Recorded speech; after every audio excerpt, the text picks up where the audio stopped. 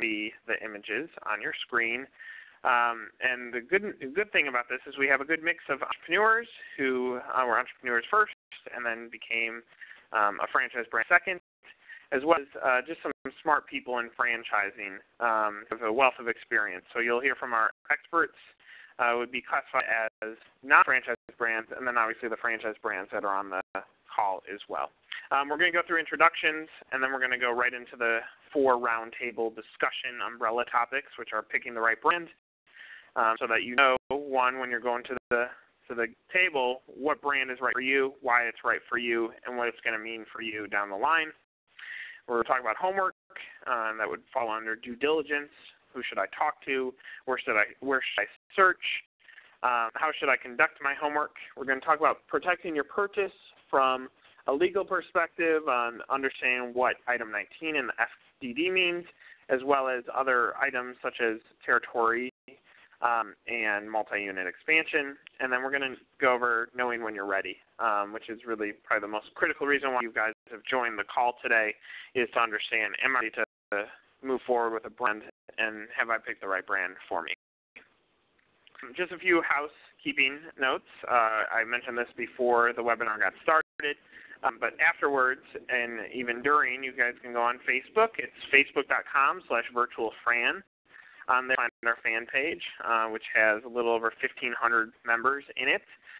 These are people like you. These are people who are looking for more information on franchising and want to feel comfortable with the steps and process in order to move forward with a brand. So on here, you can interact with us. You can ask questions. You can connect with panelists. There are people on here as well. And frankly, you can communicate with each other because we have about 40 people on this afternoon's call, and 40 of you are obviously franchise prospects looking at a particular brand, or you haven't figured out the right brand for yourself, but you can use this as a way to interact outside of the webinar. There's LinkedIn. We don't use it as much as Facebook because obviously on Facebook you guys are able to post posts and talk about weekends. It's where you guys like to play. LinkedIn is more of for the business professional side of you, and you might be doing that during your day job. But we do have an interactive zone in there. We have a group, so you can feel free to connect there. Additionally, under all of our presenters' photos, you'll find their contact information, specifically their address. So you send them an email outside of the webinar and use them as a networking source. I think this is one of the most critical pieces and value pieces and takeaways from the webinar. The fact that you guys can build relationships with some of our experts and take a relationship offline, or at least out of the virtual table. If they're not the brand that you particularly want to purchase, but you like the way that one of our presenters talks, that's probably good enough. You don't necessarily have to buy from them to interact with them and connect with them. Next is our next roundtable. We do these about once a month. We've been doing 2 in a day, sometimes 1 depending on the attendance and how many franchise brands are participating. But you can always find out information about the next roundtable on the fan page, again, facebook.com/virtualfran. So feel free to sign up for more. We've covered financing and marketing and due diligence and the legal aspects of purchasing the right franchise and finding the right franchise. So that's a great information on there for you guys to take outside of, obviously, this hour of information. And lastly, I said this before, but use the Q&A feature in this chat if you would like to ask some questions throughout the presentation. Ask them. You can either send them directly to me or Brian Diggleman, who is our technical guru, or you can use the Q&A feature, which should be on the right of your screen. By using this, we can make it interactive, and I'll make sure that your questions get answered so long as you get them asked before we get too deep into it. Right after we get through that 4th question, we're going to wrap up pretty quickly. So make sure if you have questions that you throw it in there.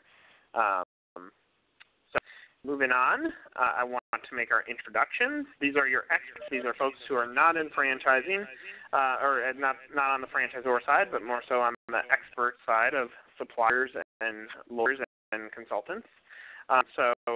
First, obviously, you've learned a little bit about me. I'm Nick Powell. I'm Chief Brand Strategist at No Limit Media Consulting. We are a PR and social media firm that works with about 40 franchise brands. we're really there to help franchisees when they open, but we work through the franchisor. So should you choose to move forward with any of the brands on our call, you might be hearing from me down the line. Additionally, by a very friend of mine, Steve Biegelman, who has a wealth of experience in franchising, both as a franchisor and as an entrepreneur. Steve, are you on the call this afternoon? Good afternoon, Nick. How are you? Doing great. Good afternoon. Could you give an introduction on yourself as well as SMB Franchise Advisors? Sure. So I've been in the franchise industry now for about 25 years, been a senior executive for various franchise brands such as Rita's Water, Salad Works, and Hollywood Tans. Started franchise consulting business about 3.5 years ago. We've done for over 50 different franchise brands, helping people franchise their existing concepts, so a restaurant, a retail location, or base business, as well as work with existing franchisors on putting their systems and processes in place. So franchise industry a long time. Happy to join everybody this afternoon.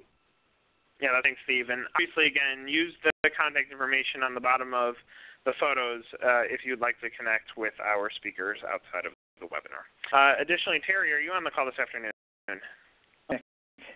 Hey, Terry, tell us a little bit about yourself and Franchise Works. And one of the cool things about you is you've sat on the side of a franchisor and as a supplier. So maybe give a little bit of background on yourself and tell our audience about Franchise Works.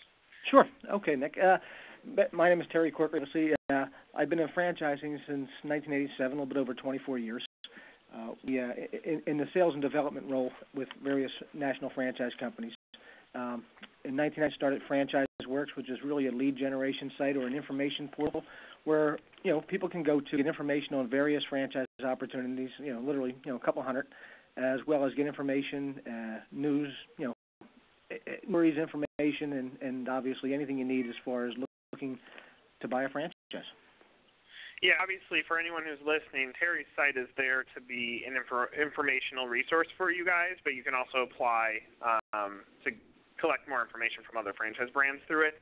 The nice thing about Terry's site is it will give you a good wide scope. If you haven't picked the right brand for yourself yet, but wanting a better grip on awareness and build some awareness on some other brands, this site is fantastic for that. So obviously, again, outside of the webinar, you guys can use his site as another resource. Additionally, Harold, are you on the call this afternoon? I'm here.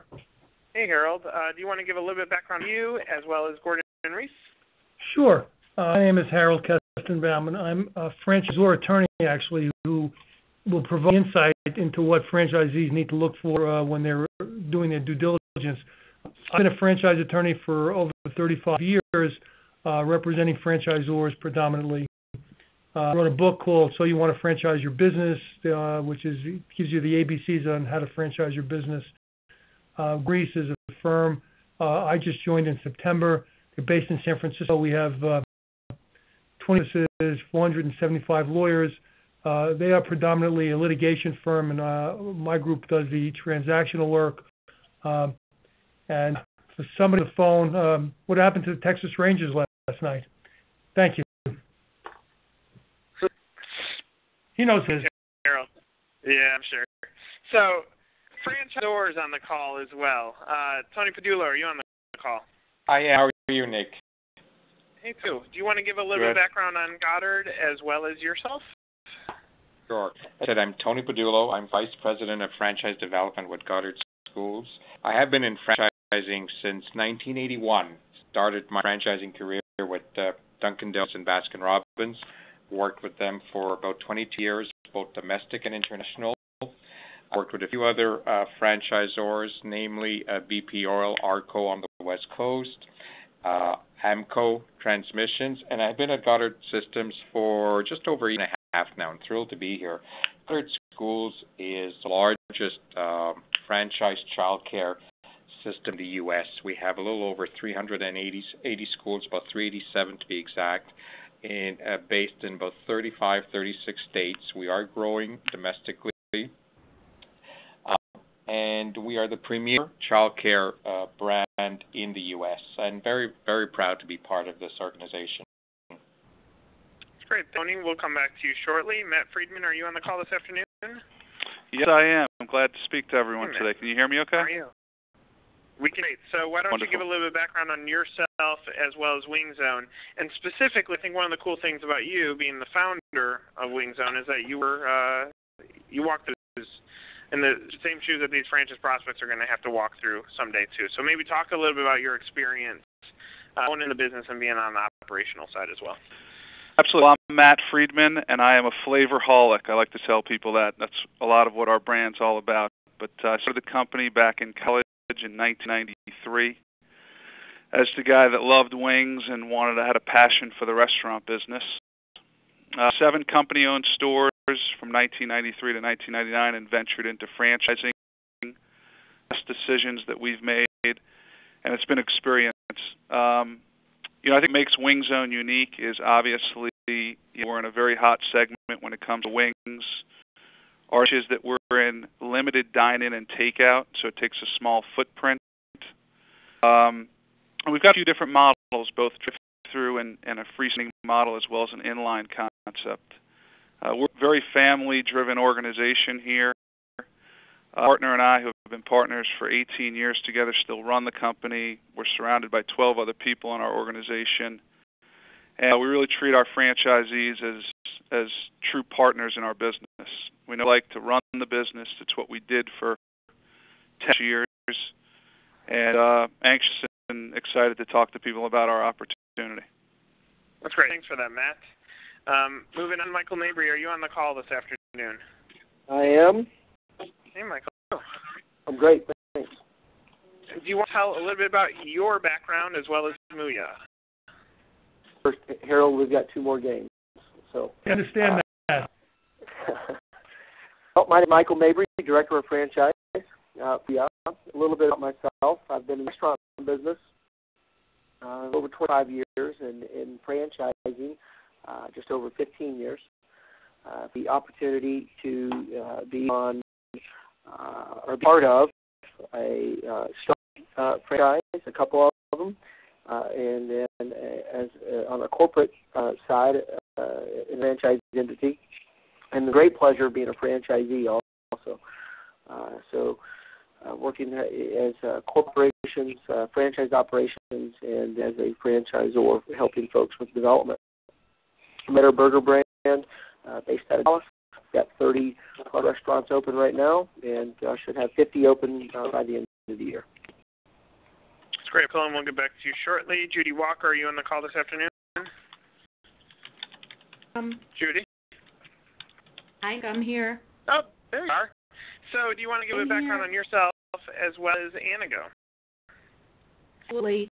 Hi, everyone. My name is Judy Walker. I'm the Vice President of Marketing for Anago Cleaning Systems. We are a 2-tier franchise system.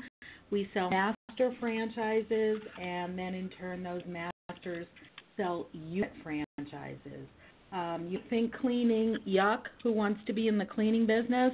You're not. You're in the sales and marketing business as a master owner. We're located out of Pompano Beach, Florida, and Panthers, by the way, and have over 30 master locations throughout the U.S. and just went international in Chile about 6 months ago, and over 21 of the unit franchises coming out of those master offices. I've been with the company for 18 years, almost since we started franchising in 1991. Yeah, that's fantastic. Thanks, Judy, and we'll come back to you as well. Stephen Parker, are you on the call this afternoon? Yes, sir. Hey, Steve. I'm doing well. How are you? Do you want to give a little background on Canine Resorts as well as yourself? Absolutely. My name is Stephen Parker. I'm the co-founder of Canine Resorts along with my brother Jason. We have been in business for over 13 years. We started out with a dog walking company in 1999 and opened up Canine Resorts to daycare, a doggy daycare and luxury hotel for dogs. We just started franchising last year. We had a total of 4 units, 1 corporate location and 3 franchises, and are looking to grow along the East Coast. That's great for that, Stephen. And Paul Mann, are you on the call this afternoon? Paul? Hi, Nick. How are you?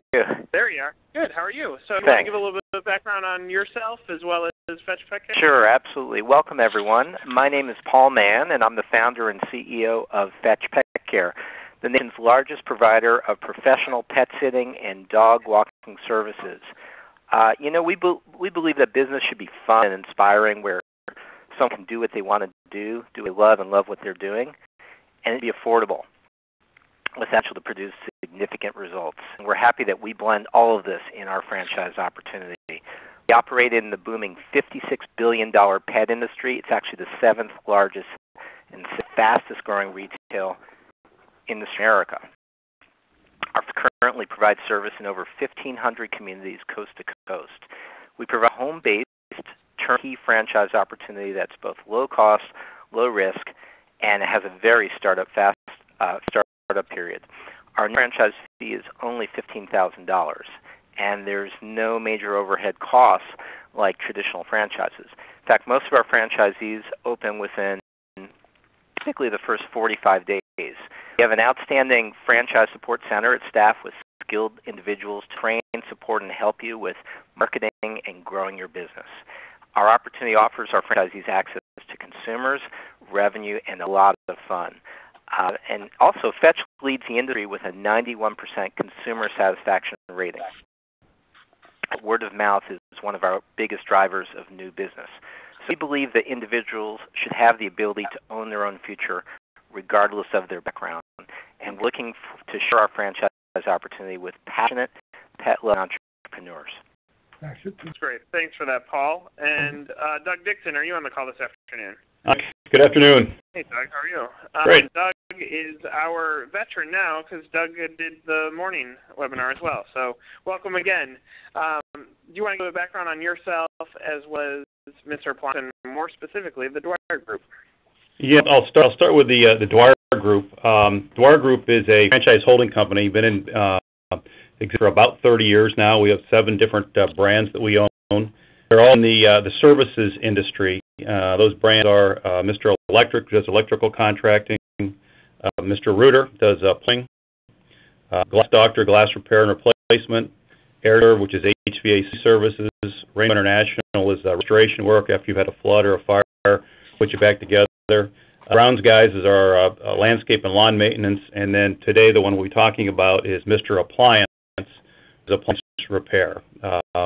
So with a company as large as Dwyer Group and 30 years of experience, we've been a long time, and I think we've got a pretty good track record. We've got a total of 1,600 franchisees across the U.S., Canada, and Europe.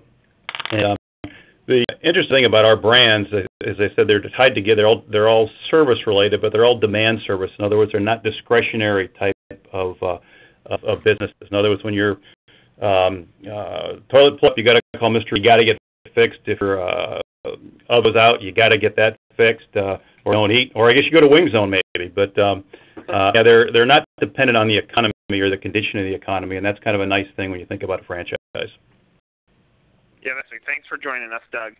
So I want to get right into the round table.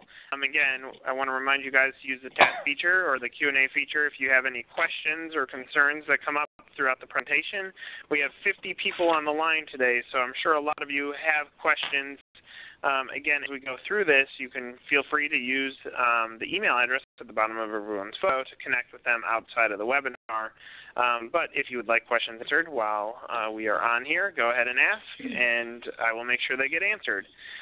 So question number 1, how do you know you picked the right brand? I want to start with you, Terry, because you're obviously the place where people would go to help them find the right brand. But how do I know that I picked the right brand? Well, I think initially when people are looking for the franchise, obviously, you know, in our side as well, that they're looking at financials. Can they afford it? In other words, what type of opportunities can they afford to go into as far as from a financial standpoint? From there, it comes down to, you know, can I see myself running that business for the next X amount of years, whether it's 5, 10, 15 years? Do I have a passion for it? Is it something I can see myself doing and my family doing as well, depending upon what they're looking to do? On top of that, I mean, I think they have to compare apples to apples, compare opportunities, compare different companies, different franchise companies to other companies in a similar business. I mean, you can't compare a food business to a home service-based business. But I think if you're looking at the food business or if you're looking at home service, compare something else similar to it. give you what you're up against as far as, can these people support me? Am I a good fit for their system? And the return on investment, does it meet my needs and my lifestyle? If it's something where, I need to make $150,000 a year and I'm only going to generate a $40,000 profit, maybe you ought to look at that opportunity and have multiple units or something of that nature. And then also, am I comfortable with the people I'm working with? As the franchisor, am I comfortable with working with the system, working with the people that are in the system? The things I look at as far as when you're looking to get into business. Terry, obviously one of the things about this economy, as bumpy as it has been, is it might have shifted that passion slightly, in that I might have been initially interested in a restaurant and I end up in service, or I might have been interested in a more expensive restaurant and I have to downgrade based on my financial wherewithal. Are you seeing this as a challenging thing, or is it almost a nice thing because it could be exposing you to the right brand? I think it exposes you to a number of different opportunities. Just because the investment is lower does not mean it's not a good opportunity. Obviously, they're out there. It's a matter of what fits their lifestyle. People are coming, maybe looking at something, maybe a more investment, thinking they're looking at Chick-fil-A or McDonald's, and realizing they can't afford that. The financing's not there, and an opportunity for them would be the wing zone. Or something of that nature. So I think it brings people. The money's there, but I think from an investment standpoint, people aren't looking at the higher investments. They're looking at something they can afford. You've worked with so many different franchisees. Do you feel like you can get a good grip on them, whether they're the right person for a brand now, or is it still change every single day that you talk with a new prospect? No, from my years of experience, I found that from a franchisee perspective, to me, what I gauge as being always the most critical is the passion that they have about the brand and the industry. It's really over the years I found that those candidates or those prospective franchisees that demonstrate that passion, that are truly convinced and committed to the brand, are the ones that will succeed the best in your organization. And to your question, around how does a candidate pick a brand, I really look at it from three perspectives. I'll share very quickly about the first two, but just focus for a couple of minutes on the third. The first thing you have to look at when you're starting a search, you have to look at the industry in general. Looking at a growth industry. Is it a recession-resistant or recession-proof industry? What are the growth prospects for that industry? And then once you've narrowed it down to maybe one or two or three industries that you believe you have an interest in, look at the franchisors within that industry and who are the leaders. By leaders, it's not just by numbers of outlets, but really who is demonstrating stability over the years. You want to associate yourself with a strong franchisor, so you look at their growth over the last few years. Look backwards as well as forwards. How many units have they developed on average per year, and how are they? What are their growth plans for the future? You want to definitely look at the financial numbers. Make sure you look at franchisors that have that have an item 19. If there's no item 19, you certainly want to ask very hard questions. Why not? And you'll have to get that information from their franchisees. But the third part, which is really the one that's all about the franchisee, is what are you looking at as a franchisee? What's important to you? Is it income? Is it lifestyle? Are you looking to build equity? Is the business you're going to go into be able to pay off your existing commitments? And really focus on what's right for you. And that's really, over the years, I found that, again, franchisees, in addition to passion, it's making sure that there's a right fit with the right expectations between franchisee and franchisor. Are you finding that today's franchisees a little bit more savvy, that they're understanding scalability and understand that they have to come to the table with multiple units, or are most owners coming to the table and saying, I still just want one location? Well, I think they're more savvy on exactly what they want, meaning they predetermined where they want to be in their work future, and how is it they've defined whether it's single unit or multi-unit, because it really all depends the scalability of what brand or whatever type of company that they want to get into. And what we're finding is the franchisee comes to us, or the potential franchisee comes to us, much more educated on where they want to live, how they want to live, and how it's going to complement their family or whatever their future goals are. It's interesting that we found over the last 6 to 8 months, there have been quite a few folks from the construction and home building industry that have found their way to us. And, I'm the smartest guy in the world, but I can see a pattern forming when 10 to 12 folks start inquiring all from the same industry from throughout the United States. So I've been asking the question, why franchising, number one? And then number two, why the restaurant business? In franchising, most of them have said it's scalability. We are home builders or contractors or construction companies in these markets, and we want to continue to play in these markets. So whether it's one restaurant or one type of company that can satisfy the market, we'll do that. Or if it's going to take 3, 4, 5, or 10, whatever that number is, we want to do that.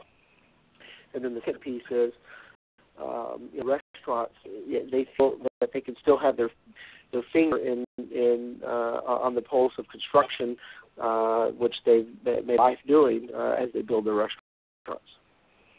Do you think the economy has dictated passion a little bit? Because if you're in the construction industry before, you probably aren't thinking restaurants necessarily, but now maybe some of the real estate troubles and they realize they have empty spaces or materials that they can work with to make the restaurant industry work for them that might have dictated their new passion. Do you see it almost as a benefit for the restaurant industry? Yes, and that's 100% what's happening. We're working with a group out of Birmingham, Alabama. A gentleman has been in a custom track home builder there for the last 30 years. He's built the company. He's got 2 sons, late 20s and early 30s. He was going to turn over to them. The economy and the tightening of lending and the entire home crisis that's happened, he didn't future for them. They were maintaining their lifestyles, but he didn't see that his children were going to be able to surpass that lifestyle. So he started seeking out other opportunities and found as well. That's very interesting. And Doug, I mean, Michael just kind of touched on it, but the values of wanting to prolong your investment and being able to hand it down to your family. Do you see that happening often with Dwyer Group brands, that someone comes to the table looking at future generations, and that's why they're picking this brand, because of the stability being the franchisor? Yeah, that actually quite often, Nick, where they come in. One of the early discussions we have with a prospective franchisee is, what exit strategy? How long do they want to be in this, and what did exit strategy look like? And oftentimes it is to pass the business down to children. And so depending on the age of the children, they may be involved in those discussions at that time, or they may not be. But that can be a very, very strong motivator for building a strong business that's going to have staying power. They want to go with a franchise brand that also has staying power, has been around for a number of years. Do you see it as a benefit? I mean, obviously, if I'm interested in brand A and for whatever reason it doesn't work out, I'm going to the drawing board. I'm going back to Franchise Works and I'm finding the right brand for me. But in your case, if I'm not interested in brand A, can you help find the right brand in your own system, or are there limitations there? No, we help them do that if that's what they're interested in. We have a number of franchisees that own multiple brands of ours. There are some limitations in some of the brands. For example, in Mr. Electric and Mr. Rooter, you've got to have a license to do business. So if somebody is looking at this as more of an investor type of a business, then they've got to take that into consideration, that they're going to depend on somebody else having a license to make the business viable. So there's some different considerations you need to think about when you expand into some of the other brands. That's great. So, Judy, I want to go back to this because I think it kind of probably was true with you. Did the economy affect creating more people who would be passionate about commercial cleaning? Has it introduced a wider range of person to your guys' brand? Yes, and absolutely. I was chuckling to myself as you were talking about that because I don't think very many of our masters originally saw themselves going into the cleaning business. But I think once they found out more about it and realized that they, as a master owner, they're going to be a white-collar business executive sitting behind a desk, not cleaning one, and they're really all about sales and marketing and helping the unit franchisees live the American dream of business ownership. And how great is that? It's not even just about themselves being successful in a $100 billion a year industry. They're making others successful as well in living the American dream. So I don't think any of them or many of them saw themselves in the cleaning business. They come from all different backgrounds. We even have a former rocket scientist is a master owner, but once they saw just what a great opportunity is, it was something that was worth taking a second look, and they could become passionate about. And by the way, it is a lot about passion and developing that passion and seeing yourself doing that for the next 5, 10, 15 years. Do franchisees have more passion for really brand or more passion for business, period? It's really a combination of both. Really, for the business model itself, as I said, helping others being successful, which is not only financially rewarding to them, but personally rewarding as well.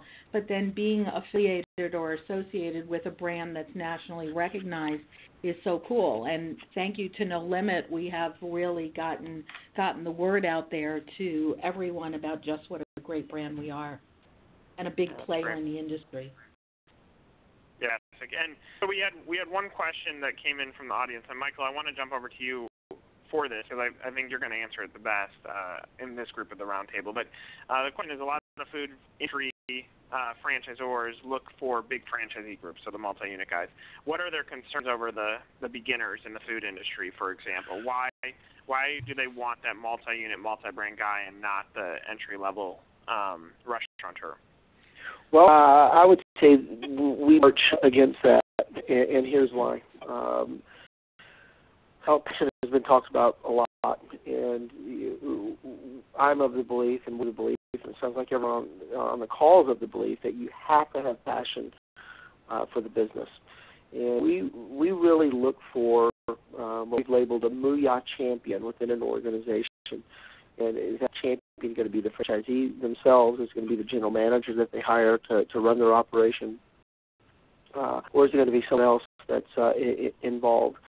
And, we found the most success with folks that are new to the business.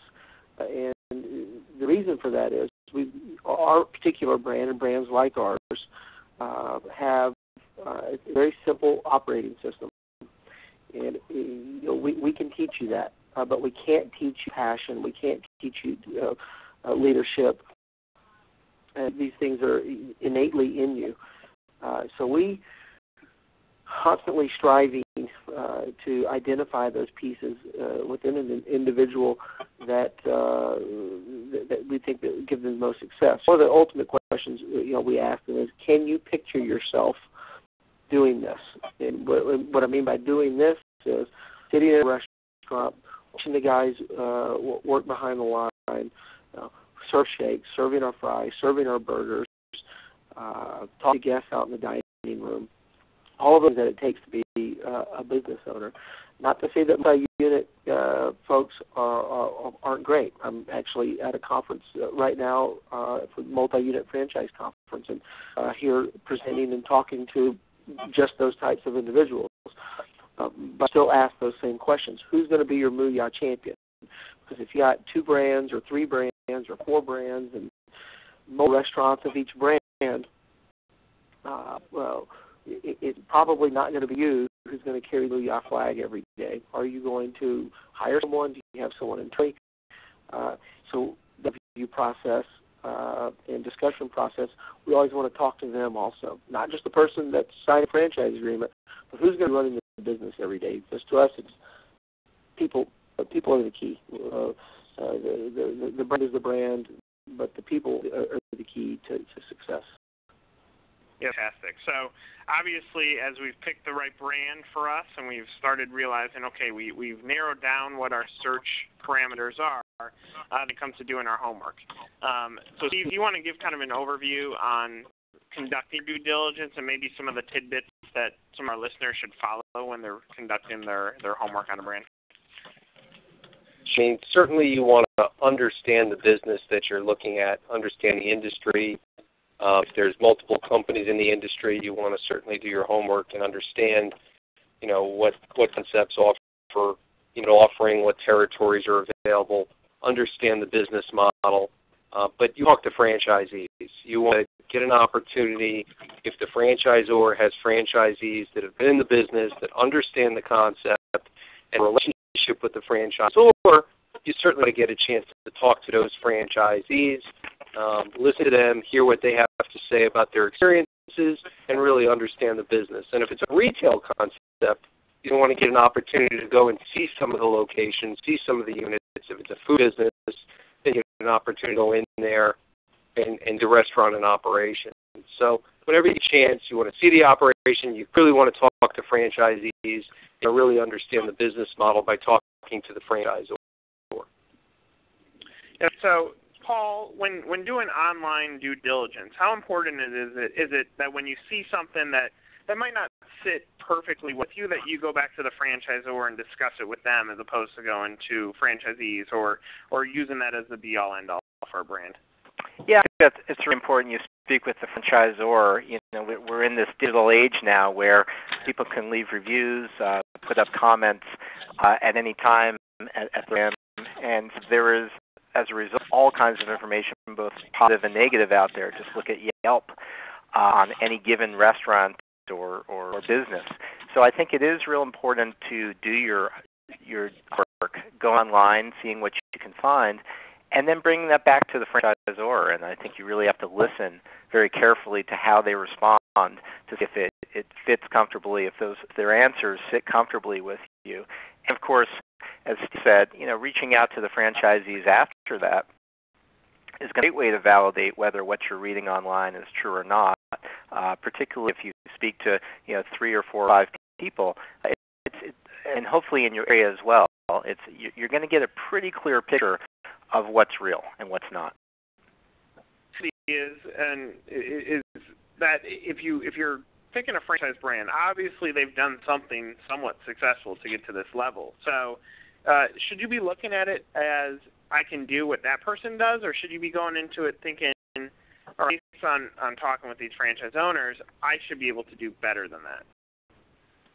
Well, I think in any franchise system, you're going to have people who are great achievers, some who are on the fence, and some who are not performing.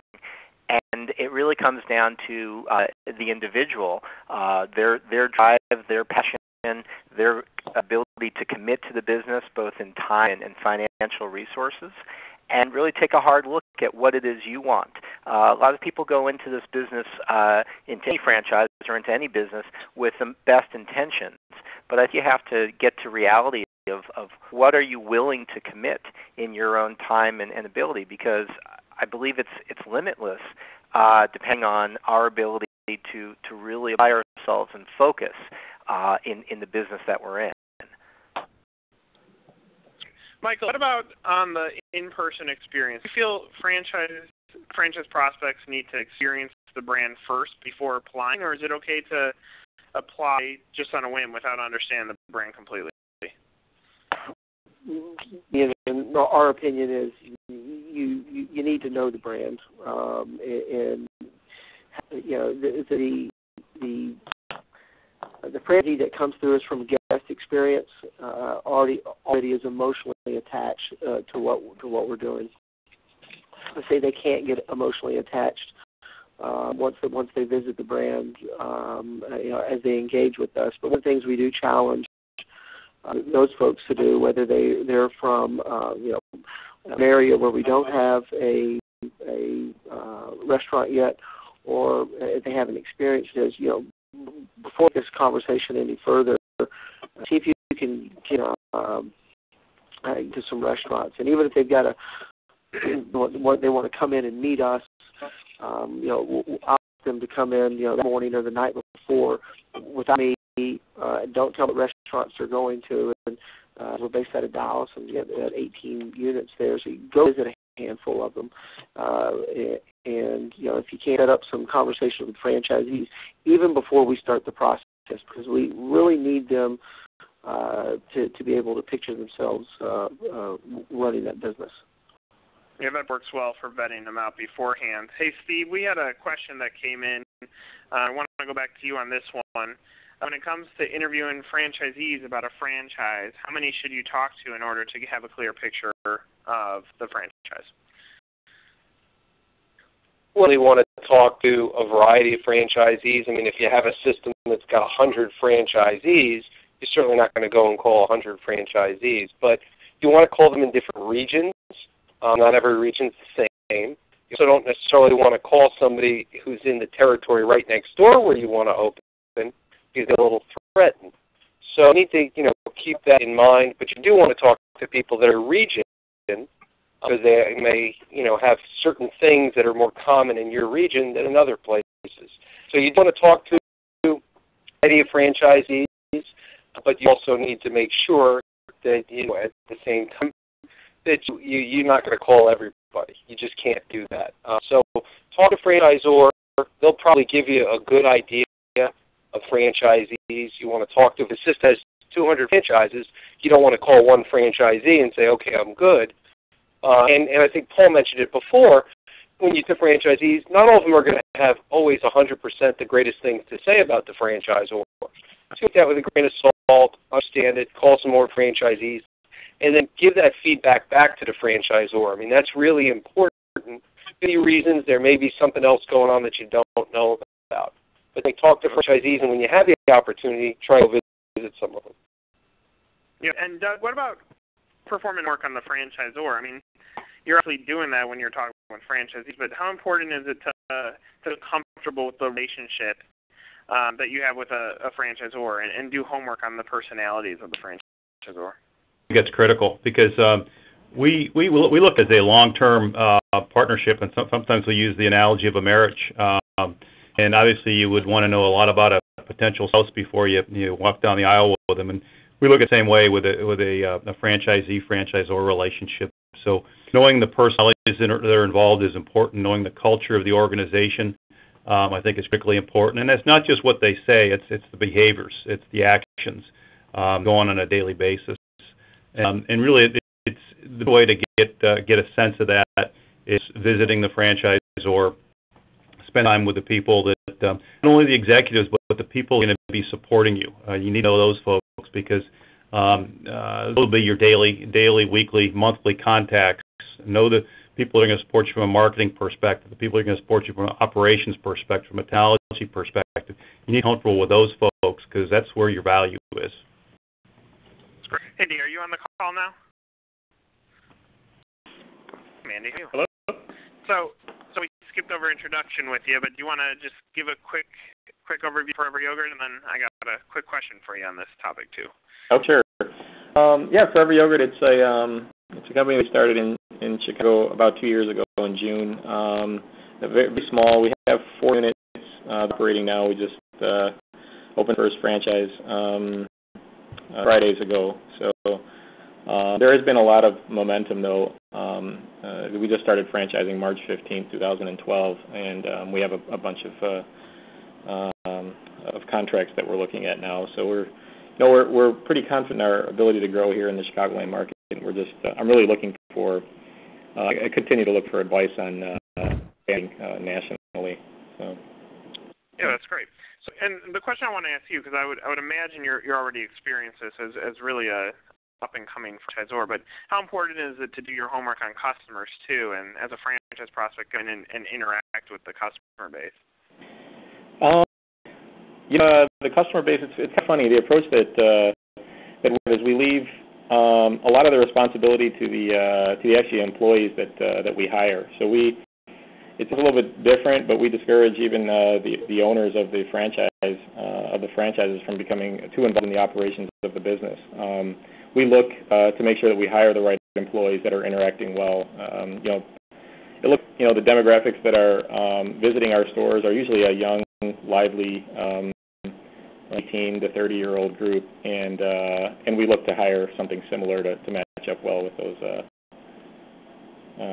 with our customers. Is that great? Yeah, I think that's good. So obviously we've talked about picking the right brand for you, and now we've talked about the homework. Let's talk about protecting your purchase. Harold, I want to start with you, and we've kind of touched on this already in the call, but I asked you this question before, and I like your answer. But how important is it to have an item 19, and do most of your clients disclose their earnings within the FDD in item 19? Good question. As I said earlier, only about 30 or 40% of the companies surveyed have an earnings claim. Not all can. Startup companies, if they haven't been in business for more than a year, can't. And ones that they can't have one or two company units, you could use them. Larger companies have a tendency to put an earnings claim in, mainly because it validates the concept and it helps sales, because with earnings claim, you can't say anything about how much money you can make. So the earnings claim certainly is a sales tool for the company, and does in some way protect the company from claim that the salesman told me I make $1 million, wrote it on a napkin, that kind of stuff. Harold, another question that came from our listeners is, and it's very broad, but it's how much capital do you need to start a franchise? Do you want to give kind of a range of some brands on where it goes in answering that question? Even the franchisee side or from the franchisor side? Yeah, from a franchisee side. How much capital do you need to start? That's really a function of what you want to buy. I mean, it depends. The home-based businesses like Fetch, it's pretty expensive. I mean, Mooyah, for example, is $200,000, $300,000, $400,000 to open one. So it really is a function of what you're buying. Yeah, that's probably a fair response. Let's keep question going, because Matt, I think you can answer that too, just from a perspective base. But how much capital do you need to start a Wing Zone? I think that's what makes Wing Zone unique. Obviously, we focus on limited dine-in and takeout. You also have to look at the trends in the industry. I mean, takeout to us is exploding. It represents 70% of our business. Food taken away from the unit and at home or to a party or to an office and that sort of thing. So as far as the amount of capital, we've got a couple different models. Our inline concept can typically start for about $250,000. I think we wipe a little bit for what they can get for the money. I think that's a key thing in this day and age. People do value every dollar of investment, and I think that Wing Zone delivers a great model for what I would consider to be a low investment in the restaurant segment. With larger models, one being our freestanding drive-thru that can run about $500,000. But even when you compare it to some large-scale freestanding drive-thrus, we deliver great value and ROI on that model as well. So we've opened a couple of those. So I think it's obviously we're excited about a couple different models that we've introduced, but we've stayed core to the brand, everything being about flavor, made products, and just the culture that we've created here for the last 18 years. Great. And Matt, one other question that came in while you were talking was, what is included and excluded in startup capital? Specifically saying, is equipment included in those prices? When I'm a prospect, I'm hearing these numbers. Is this including everything I need?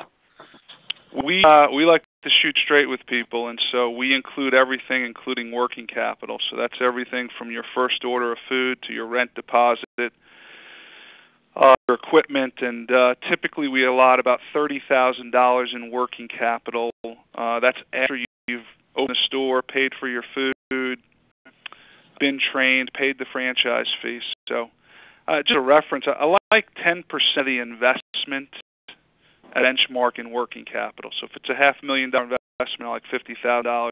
If it's a $50,000 investment, $25,000. That probably makes a big difference. And Judy, I wanted to ask you, and this goes back to protecting the investment, but I mean, obviously, as a master franchisee with Anago, you're almost protecting it because you're buying a giant territory. But are you finding more prospects today are coming to the table wanting a bigger territory and more ability to scale with increased units? We're finding that, well, about a year ago, first of all, in our industry, traditionally, master franchises have run in hundreds of thousands of dollars just as a franchise fee. About a year ago, our chairman said, you know what, we need small business is the future of this country. That's what built the country before, and going forward, we're going to lower our franchise fee, which we did significantly to $9,000 to purchase an exclusive master territory. A master can be successful in a territory size of $1 million.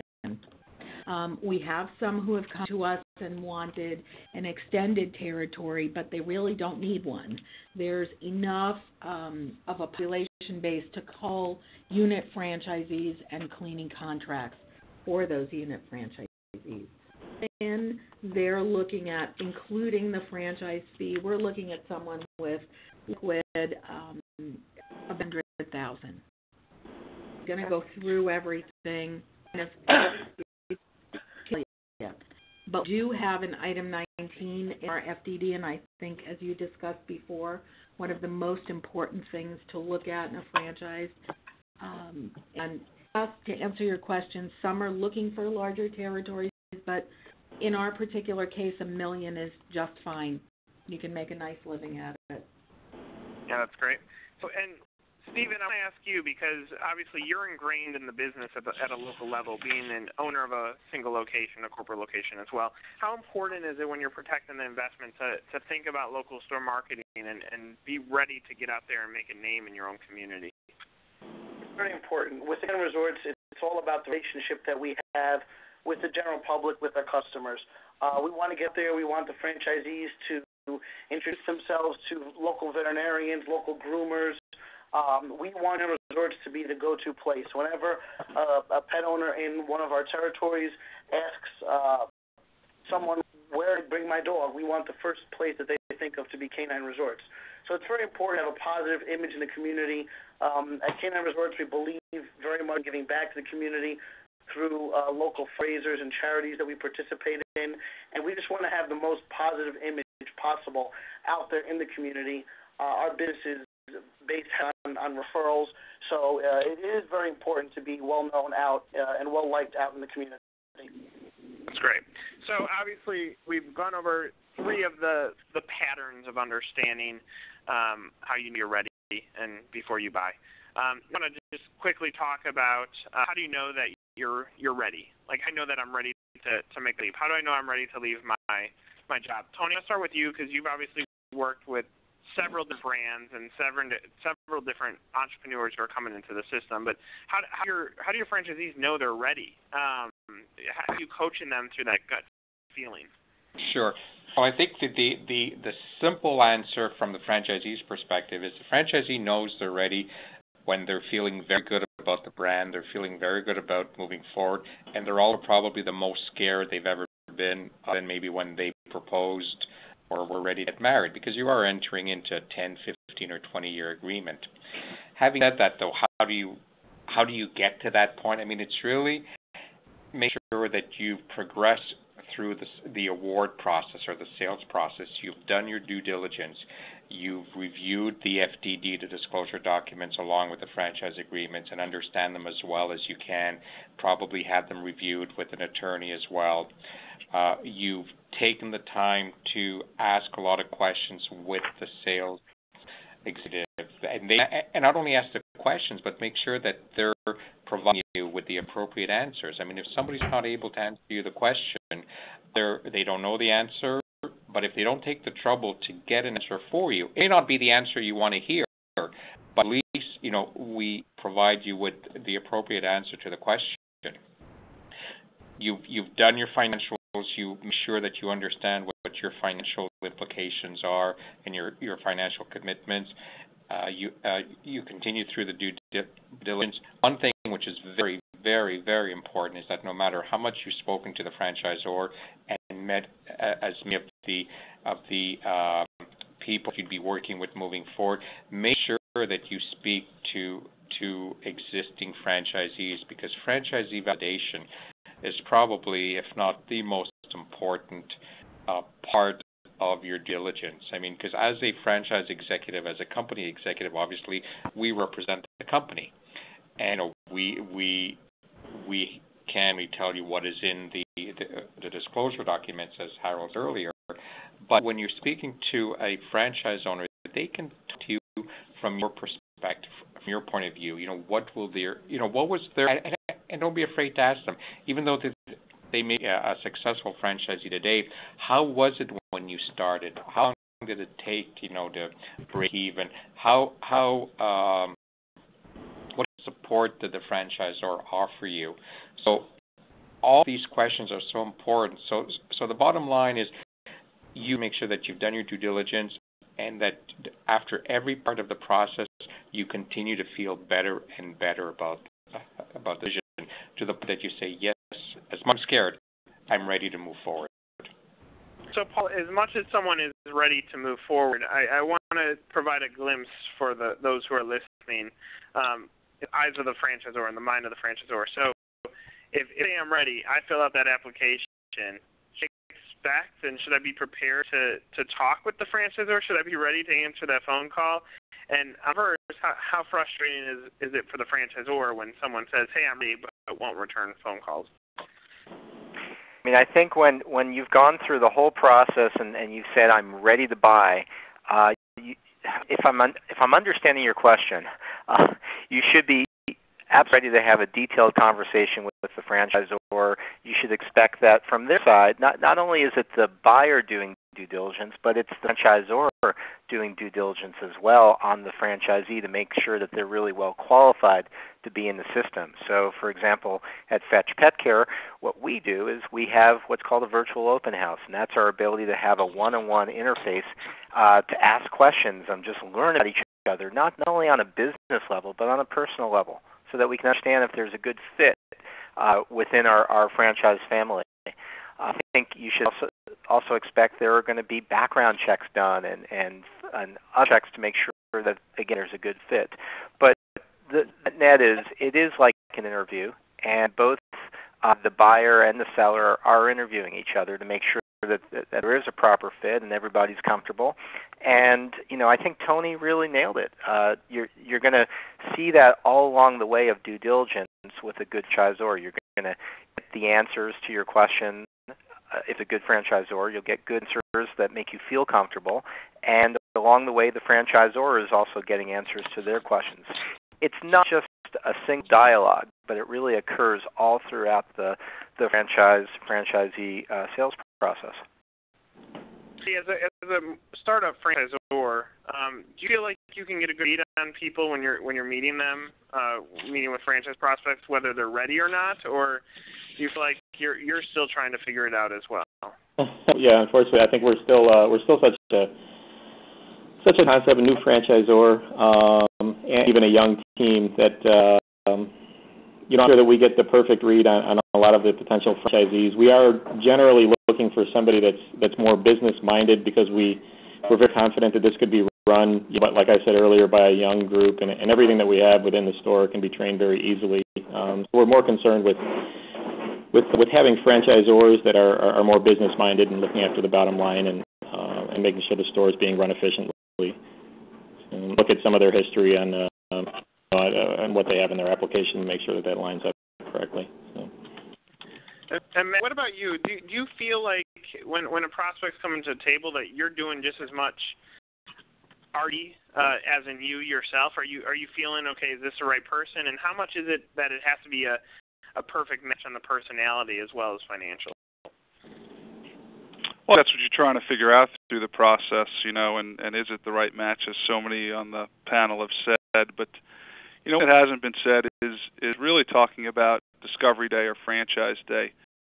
First of all, I think we do a great job at Wing Zone of getting the prospect to meet everyone on the team, get a feel for what the company's like. We take them to several restaurants. I personally go with every prospect that comes in here to the restaurant to kind of give them kind of a tour. We make a big deal about them coming here. I like the fact when people have been to other franchise or Discovery Days. So for people on the call, I know a big investment of time and money, but through the process with a couple brands at least, maybe sometimes 3 or 4, so you can see the differences between the different discovery days. You're about to make a monumental investment. So taking the time to go visit a few out there is a really good thing. Everybody's got competitors. We know that prospects are going to look at those competitors, and I think that that's a great thing. So the franchise day for us is a very significant one. We also do it on a one-on-one basis. A lot of franchisors bring in multiple people, and I'm not saying that that's right or wrong, but we feel that doing it on a one-on-one basis, which we do typically about one time a week, will bring prospects in, a prospect in, as we get a better chance to really.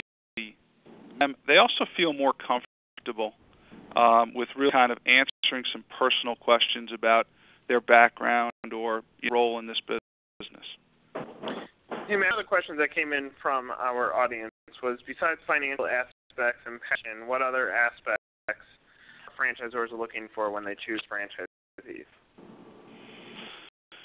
Well, man, that's a tough question. I think that obviously you have to be financially qualified as the person wrote, and then you talk about culture and that sort of thing. I guess it really just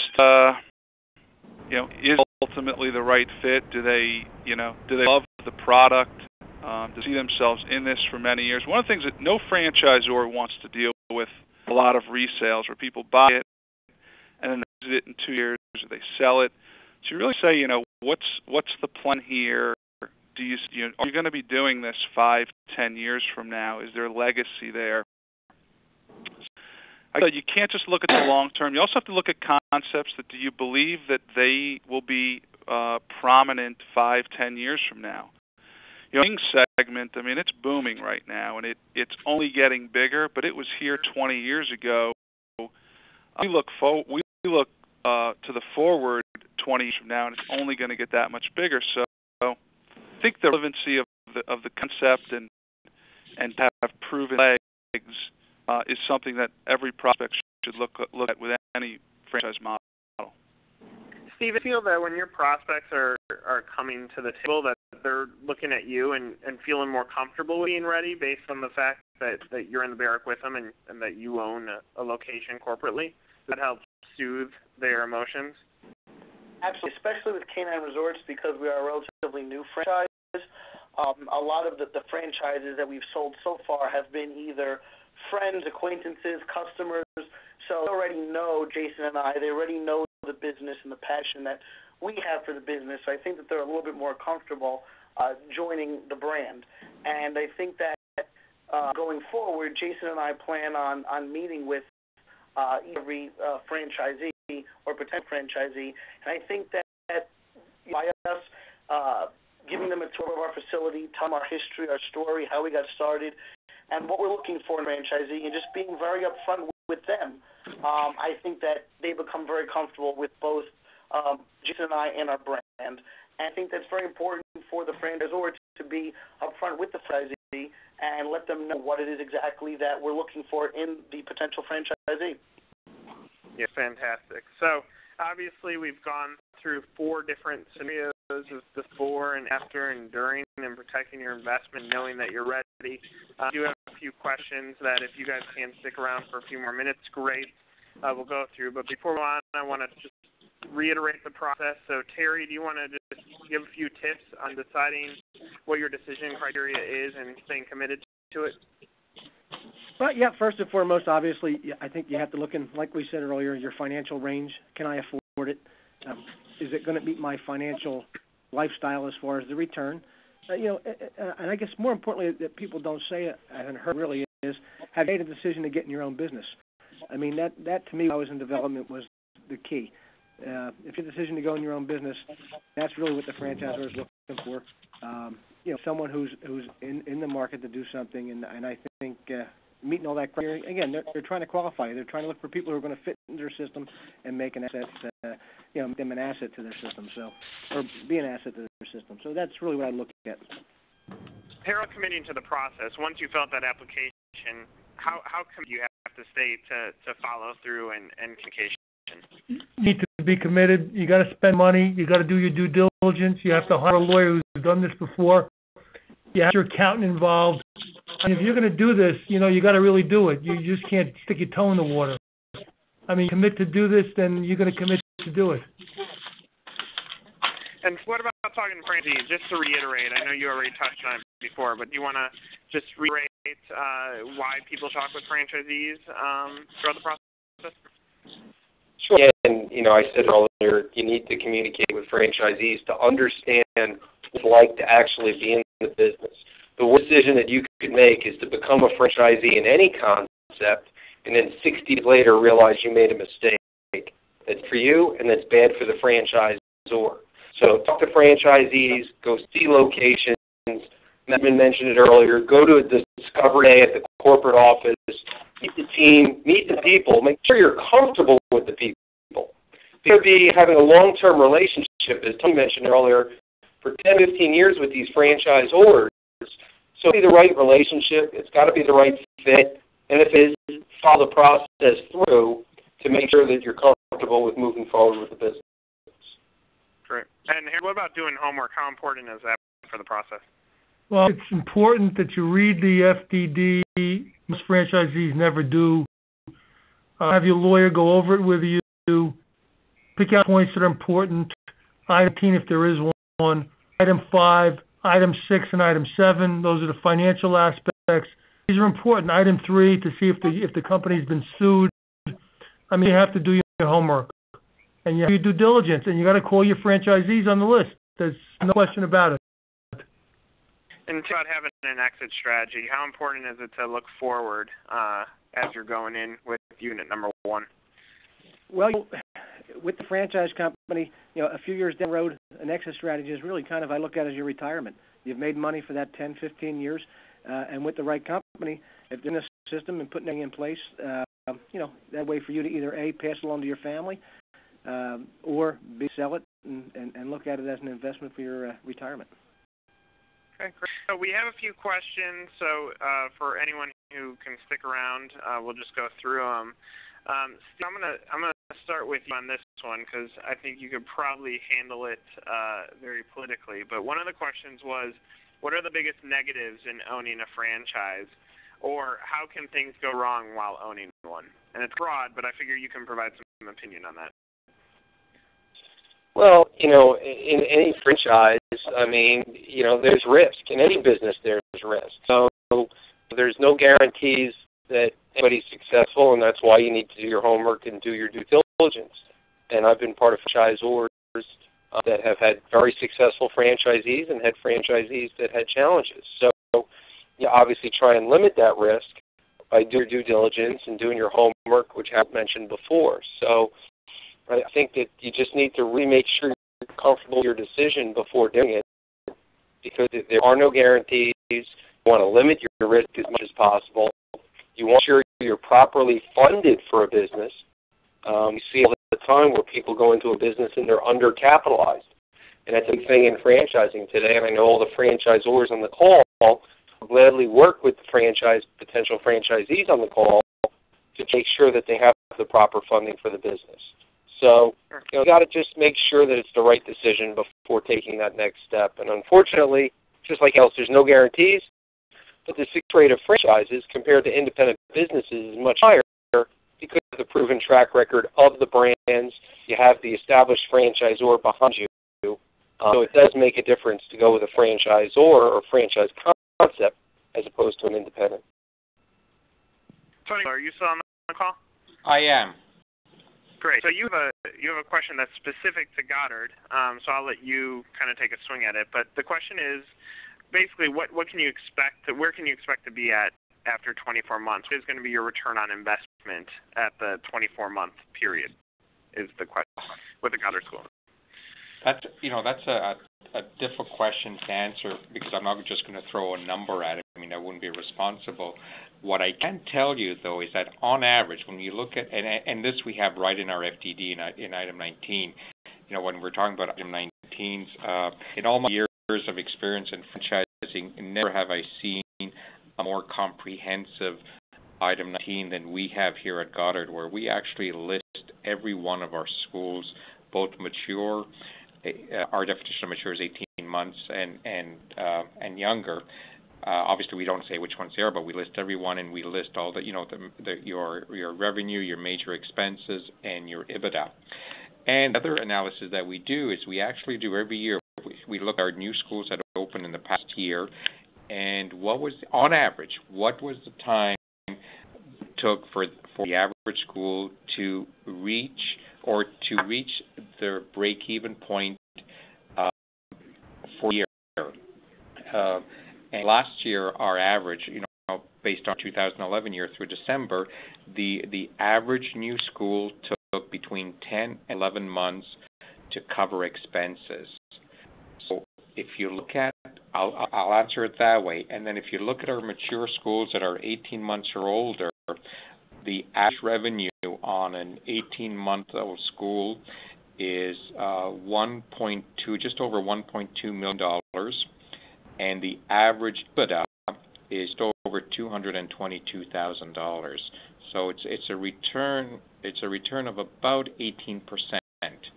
Now, does that mean you as a franchisee will reach that? No, that's obviously the average. Yeah, obviously, if any of you have questions that you want to extend outside of here, feel free to email any of the panelists. Tony, do you just want to shout off your email address just so that the person who asks it can have it? Absolutely. It's Padulo, so that's APADULO at GoddardSystems with an S.com. Padulo at GoddardSystems.com. Okay, Friedman, are you still on the call? Yeah. So one question that came up that was specified towards you was how important is it to look at the track record of a franchisor?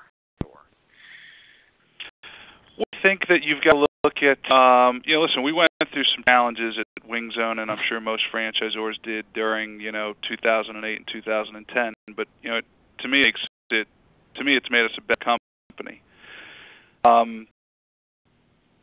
To have franchisees that have possibly failed or struggled, but look at how you come out of it.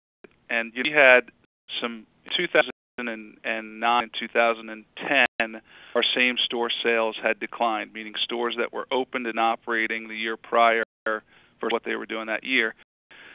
And, part of it was economy, part of it was franchisee focus or some things that we've done.